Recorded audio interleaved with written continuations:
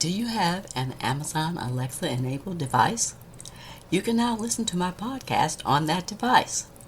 Just go to Alexa Skills, search for K-12 Education Untangled, click Enable to enable that skill, and voila! You're now able to listen to my podcast via your Alexa enabled device.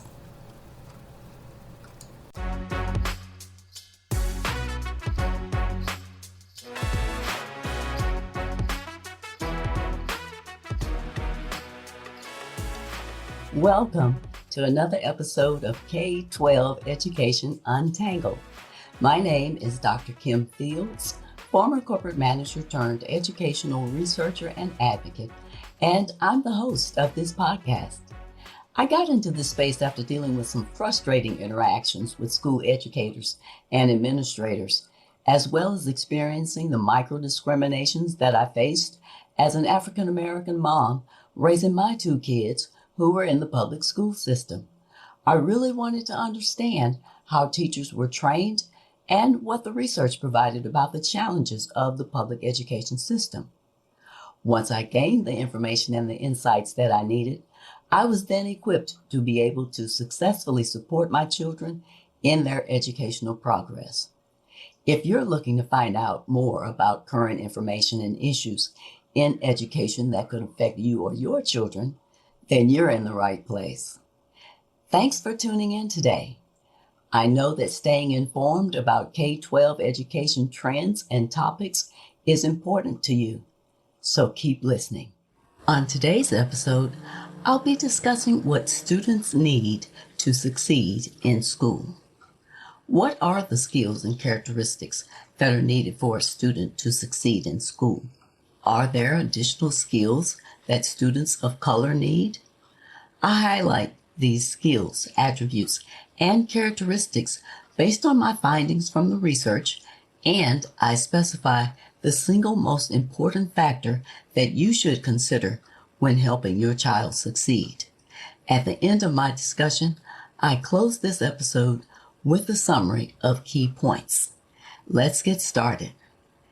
Influencers of student success include students' perceptions and expectations, teaching techniques and strategies, learning styles, and school characteristics.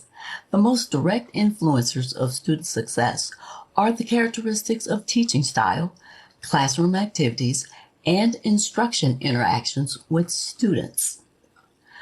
Other categories of significant influences on student learning include student aptitude, classroom instructional climate, home and peer context, program design, organization, and state and district characteristics.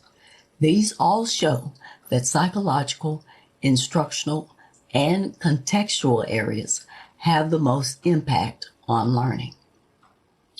Perseverance, meaning the ability to persist in accomplishing a goal despite difficulty, delay, or opposition, is another factor that contributes to student success. In other words, effort determines success. In studies of gifted children, perseverance was a stronger predictor than intelligence for success in adulthood. Additionally, research has revealed that a key commonality in high-achieving artists, athletes, chess players, and mathematicians is an ability and willingness to put in the long hours of time and effort. And individuals' grit and self-discipline were also strong predictors of success when compared to IQ. Sustained and deliberate practice develops expertise. Sustained and deliberate practice doesn't mean repeating the same task over and over again, but actively working to improve one's performance by incorporating feedback and reflection into one's practice session, and then modifying future practice sessions accordingly.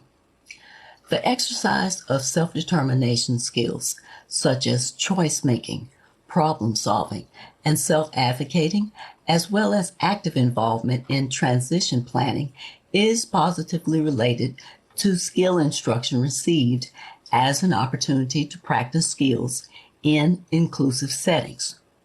Inclusion in community and school provides greater opportunities to make choices, express preferences, set goals, and become self-determined.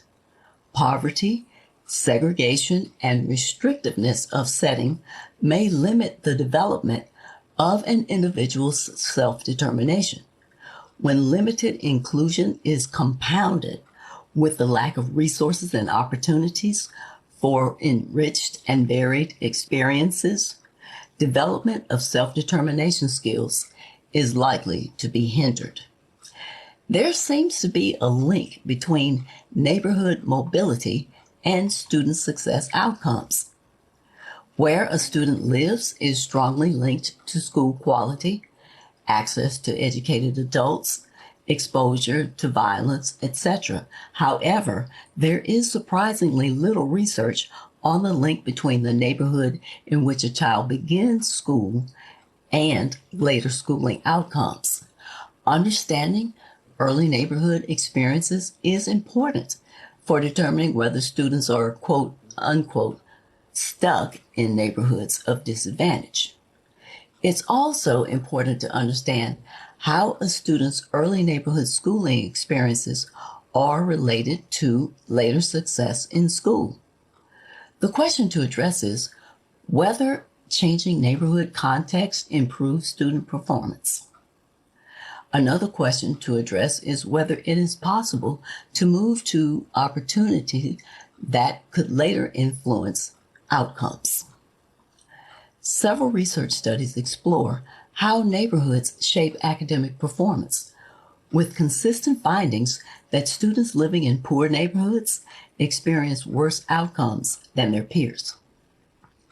This research is largely correlational, but it may provide insights into how neighborhoods may shape student success outcomes for a variety of reasons.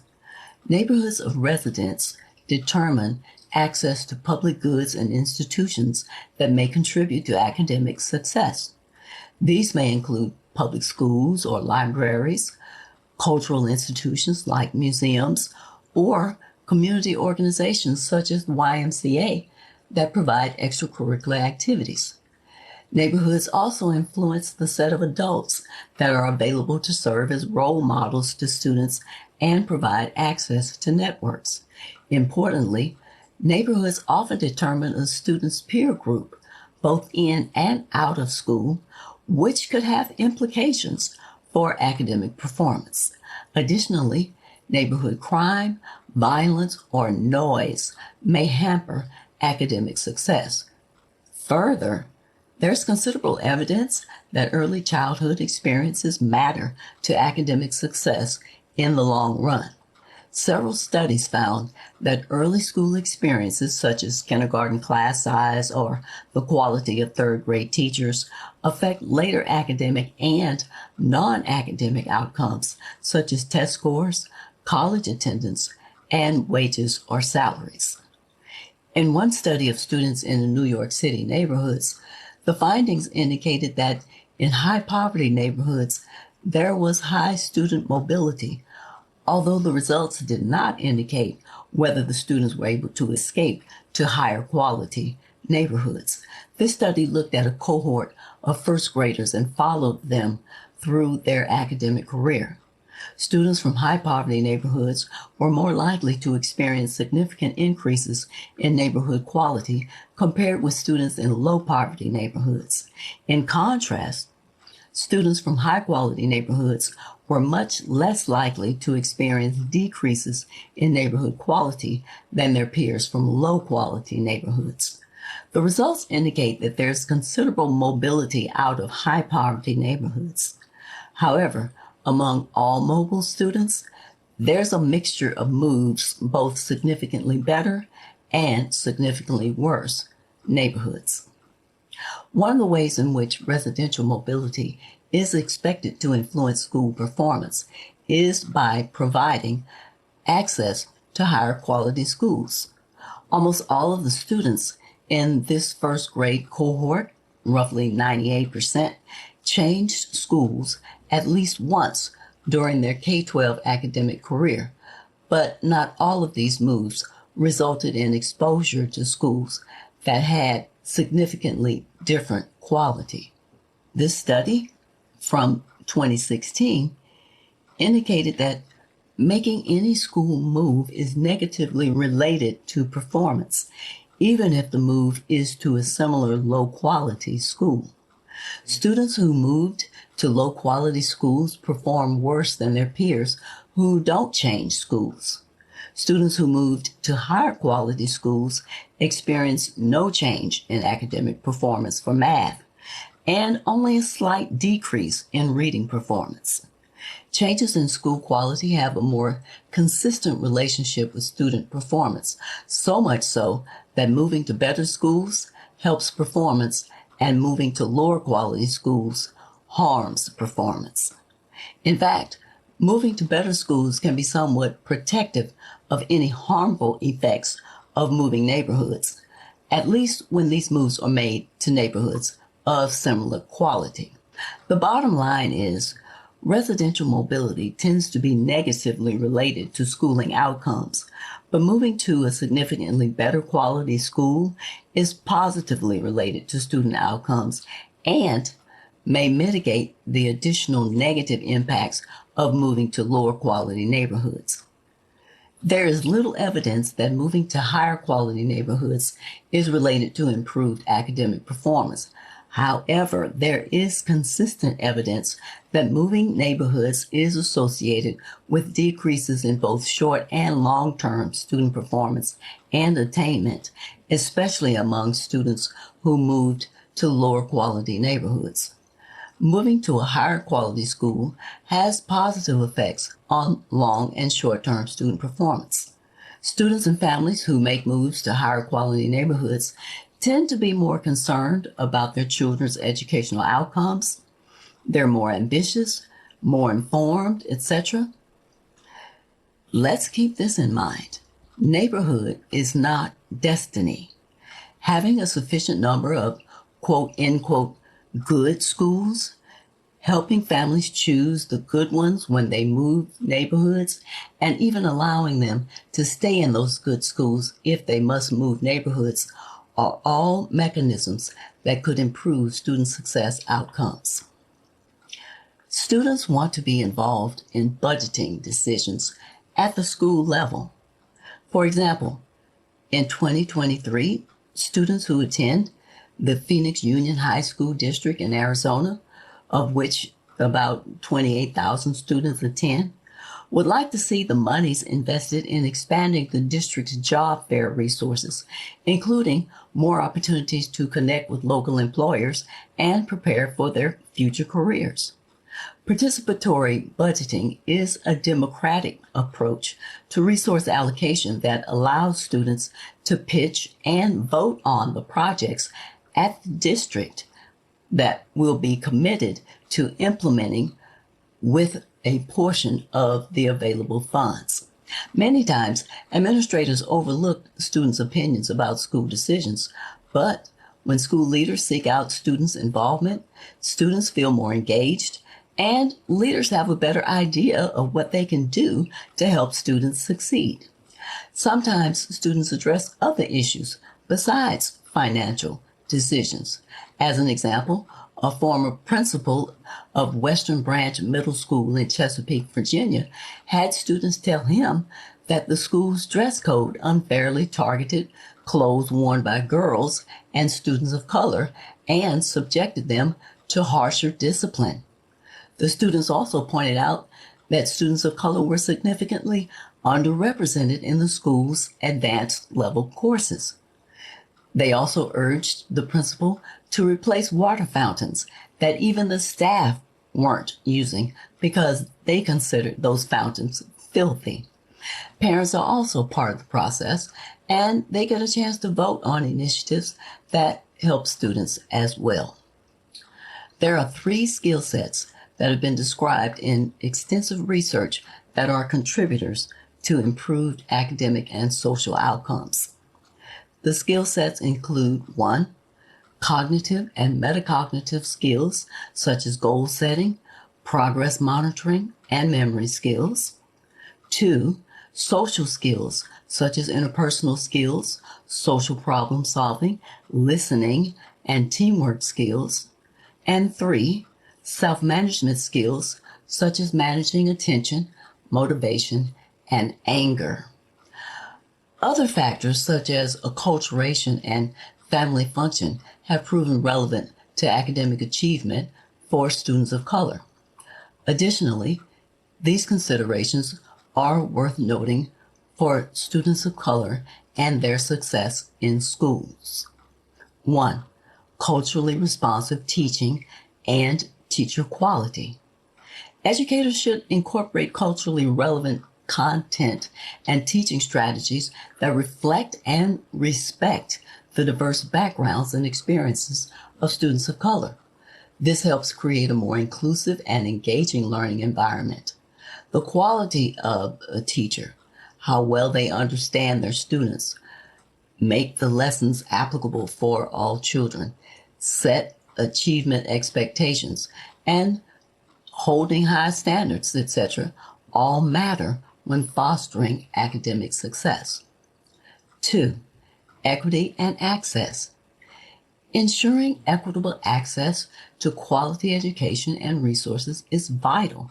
This may involve providing additional support such as tutoring or mentoring programs to address any learning gaps and promote equal opportunities for academic success.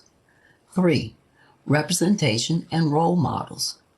Promoting diverse representation in the curriculum, classroom materials, and teaching staff can help students of color see themselves reflected in their educational environment. Having role models who share their racial or ethnic background can inspire and motivate students. 4, community and parental involvement. Building strong connections between schools, families, and the community can provide a support network for students of color.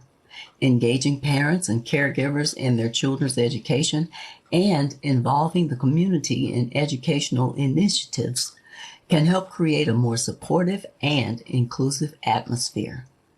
And 5, empowering and affirming environment. Fostering a positive and affirming school climate is essential for students of color to feel safe, valued, and supported. This includes addressing bias, promoting anti-racist practices, and creating spaces for dialogue and understanding.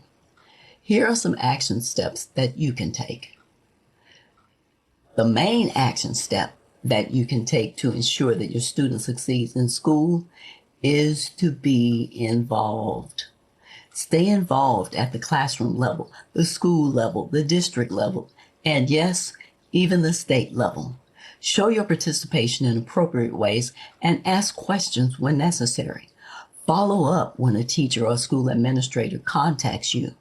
Develop the necessary relationships that help foster a community of support for your child. Make sure you know your child's capabilities and how best they can apply those capabilities to their schoolwork. Providing a supportive and encouraging environment, as well as an environment that upholds standards and high expectations, will help to contribute to your child's success in school.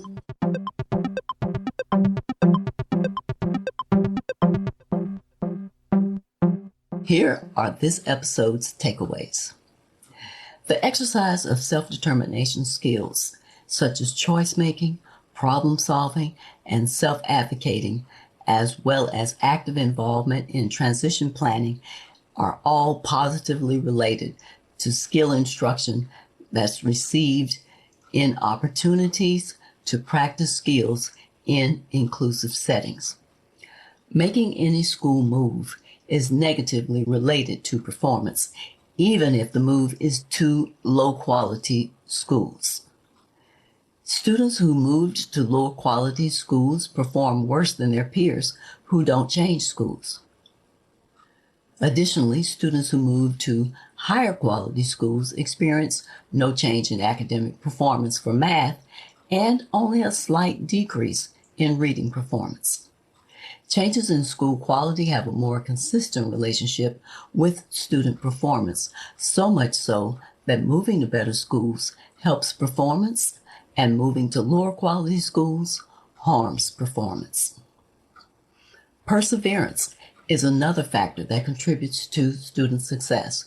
In other words, effort determines success. In studies of gifted children, perseverance was a stronger predictor than intelligence for success in adulthood. Influencers of student success include students' perception and expectations, teaching techniques and strategies, learning styles, and school characteristics. The most direct influencers of student success are the characteristics of teaching style, classroom activities, and instructor interactions with students. There are 3 skill sets that have been described in extensive research that are contributors to improved academic and social outcomes. The skill sets include 1. Cognitive and metacognitive skills such as goal setting, progress monitoring, and memory skills. 2.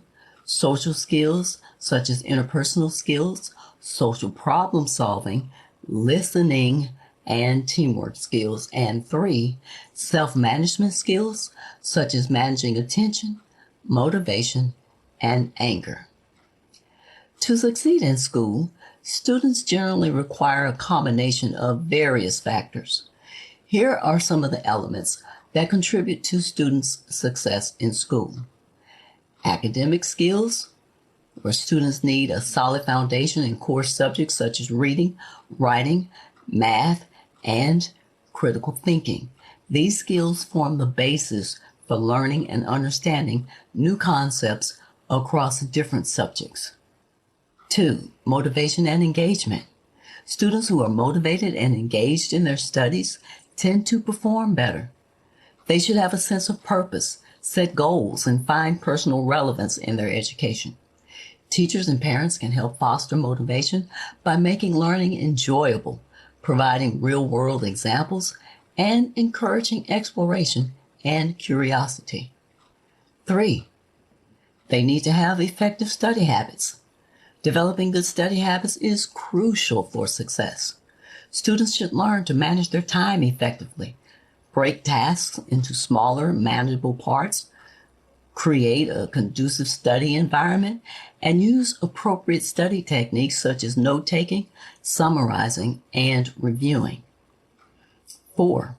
They also need organization and time management skills. Students need to be able to organize their assignments, prioritize tasks, and manage their time effectively. Developing skills in planning, setting deadlines, and maintaining a schedule can greatly enhance their productivity and reduce stress. 5.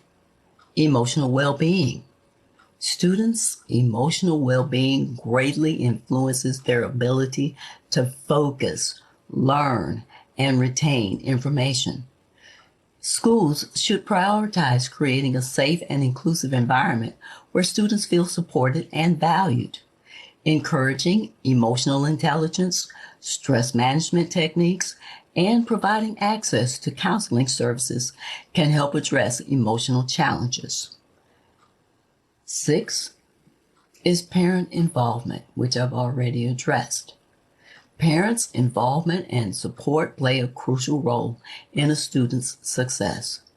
Regular communication between parents and teachers, engaging in their child's education, providing a conducive home environment for learning, and reinforcing the value of education all contribute to a student's academic achievement.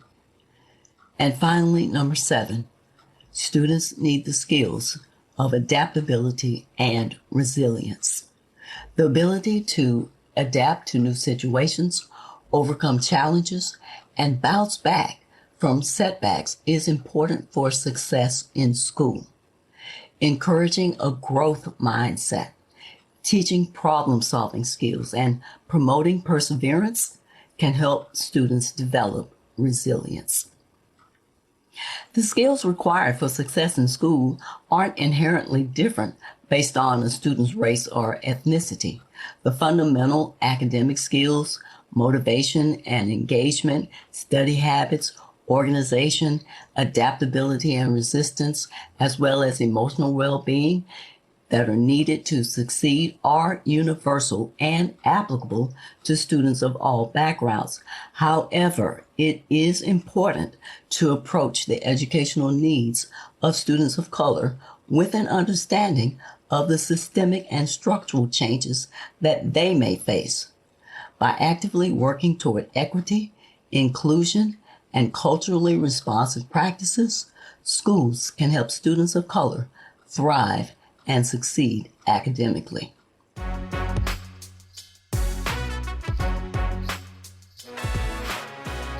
If this is the type of subject matter and discussion that resonates with you, please follow my podcast on whatever service you're listening to this.